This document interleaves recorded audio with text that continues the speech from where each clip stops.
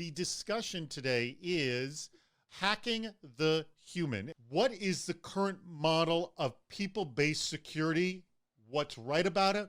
What's wrong about it? The problem with the people thing is apathy. I think that if you are in a digital organization, you have to take cybersecurity and make it part of your DNA. The person who cares the least has the most power.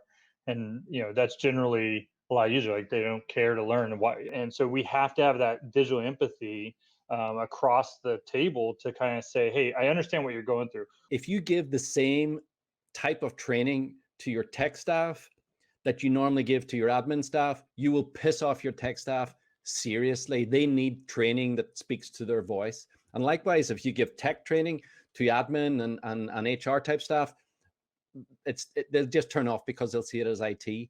I got a good question that came in from Ian Holm. Do you think really aggressive phishing tests would have a positive or negative impact? You don't want to beat them over the head with it every single day and make them feel like they're constantly on eggshells of like, is this one right or wrong? It should not be every year. It should not be an annual training for sure, but it should be a little bit more throughout the year. You need a hybrid approach. So you need posters, you need tie in with Cybersecurity Month. You need it all. Really what you're doing is you're trying to change people's behavior, and that takes a long time. So Carlos asks, for Cybersecurity Month, does that work? What have you found the benefit of the October Cybersecurity Awareness Month? Your company is part of a general movement, and you're not acting in isolation. I also feel it's a good time for your security people to be part of it. For example, we've got an ice cream van outside. If you come along and read a book or take a ticket, you get an ice cream. We have Dutch on with a baseball cap, and Shawn has changed his head covering, which was nothing, to a baseball cap as well. Is there another way to approach this? Is there a way to change the way that we talk about and think about security to get the two sides to be empathetic towards each other? We all know the best way to win that battle is through experience, right? But we want to prevent that. I hate managing by I told you. Anybody that wants to take a half hour or an hour of my time, I will move the rest of my schedule to make that work so that I can educate them at their level. You can make it personal to people. Whilst we have this problem within the enterprise, within organizations, as citizens, we also have that problem. If you can combine the organizational initiative with advice and ideas for their own personal life and try and bond them together, I think it's much more effective. Hello, welcome to the Department of Yes, where no request is ever rejected. Every time a person clicks on a phishing test link, the song Never Gonna Give You Up autoplays on their device in a constant loop for the rest of the day. No bad deed should go unpunished. I think that that person won't be clicking that type of email with such gusto and readiness in the future. And I'm sure that they'll get the ire of their colleagues. Give the user a shock when they click and fail on a simulated phishing test. I'm just picturing you put them on your abs, and we're going to have a very fit crew.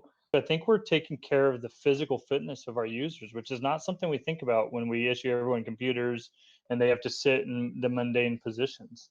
The first shock will get them acclimatized, and we can increase the shock value, the more mistakes that they make, and submit the information back to the World Health Organization so that they can use it in their research.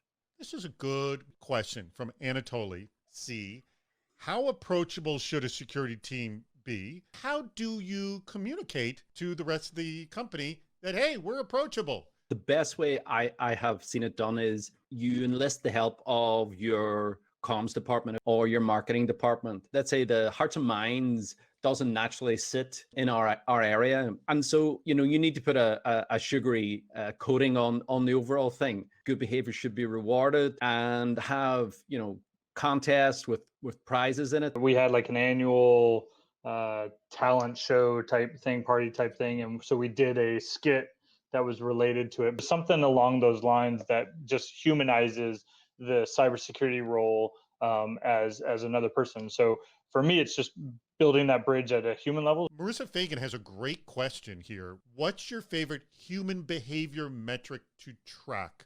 If their own personal tech is sort of used in a very rudimentary way, that's sending up a big flare, that the person really isn't connected. It's re-energizing to me when I get to have a new conversation with someone, or even someone who I've had to have that difficult conversation with for them to understand, and then they come to me and go, hey, I did this time, or I realize I should come to you first. This one actually, I'm going to go so far as to say, I don't think is actually that bad an idea.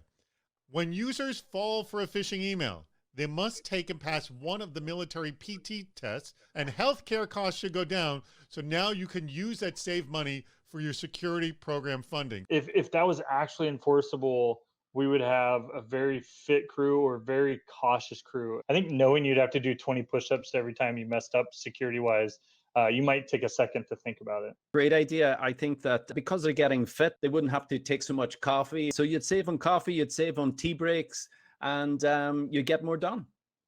The first gap is between IT security and IT professionals, and then the second gap is between IT security and the users. I think if we can start to bridge that gap, that first gap in our development pipeline, we can start to build out a broader security force within the IT team, which would then go back to that's more people that are learning security.